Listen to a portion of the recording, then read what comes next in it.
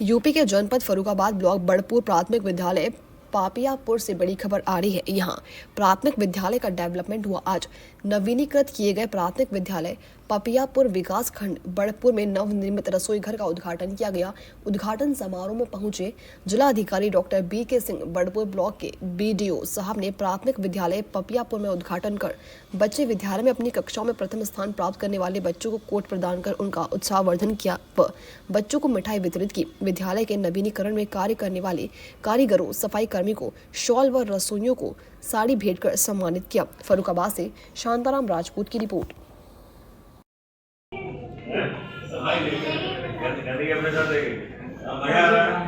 बहुत बढ़िया, अच्छी बात।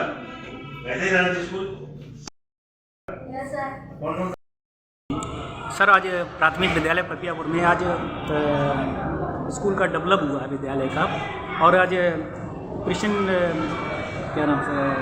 क्रिसमस डे भी है। इस अवसर पर आप आए हैं और इस विद्यालय का डेवलप हुआ है, इस बारे में आप क्या कहेंगे? ये प्राथमिक विद्यालय पापियापुर बड़पुर ब्लॉक में है, जिसमें कि आज से 2-2.5 महीना पहले इस विद्यालय में काफ़ी गंदगी थी, काफ़ी हाउस फ्लाई जो मक्खियाँ होती थी, पूरा जो संरचनाएँ थी स्कूल की, विद्यालय की बिल्डिंग से लेके बाकी चीज़ें वो बहुत ही ख़राब थी।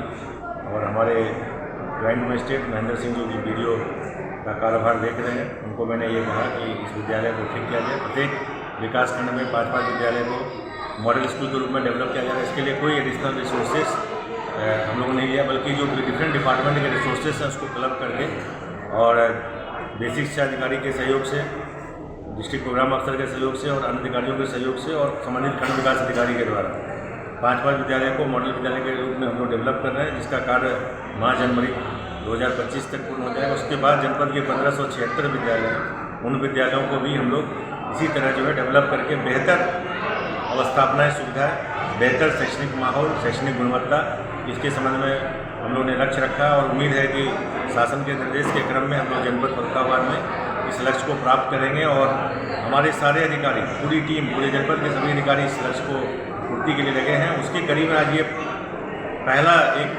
विद्यालय बना है पूरे जनपद में, जो कि सभी लक्ष्यों को, जो भी इंडिकेटर मानक तय किए गए थे, उनको पूर्ण करते हुए अब शैक्षणिक गुणवत्ता के लिए हमने यहाँ के शिक्षकों को आह्वान किया है कि आप अच्छे से अच्छे गुणवत्तायुक्त शिक्षा दीजिए। और BSA साहब भी ये सुनिश्चित करेंगे कि जनपद के सभी विद्यालय में शैक्षणिक गुणवत्ता में सुधार हो, बेहतर इंफ्रास्ट्रक्चर फैसिलिटीज़ हो और बच्चों को ताकि पठन पाठन में मन लगे और ये पढ़ के हमारे विद्यालय से देश की और राष्ट्र की सेवा में लग सकें। और यही हम लोग का लक्ष्य है और यही शासन का आदेश भी है, उसका हम लोग पालन करें। जैसा कि सर, आप जब से आप इस ज़िले में आए हैं तब से कुल मिला के ये हुआ है कि जो अध्यापक मतलब वैसे रहते थे, शिक्षा के अभाव को, जैसे बच्चों को कोई बच्चों के सिखाने के लिए, बच्चों को पढ़ाने में थोड़ा असमर्थ असहज महसूस करते थे और पढ़ाने में ढिलाई देते थे। जब से आप आए तब से ये थोड़ा सहज हुआ है। देखिए, हमने सभी शिक्षक बंधुओं से अनुरोध किया है कि आपका काम, आप जो है टीचर को नौकरी के रूप में मत समझिए।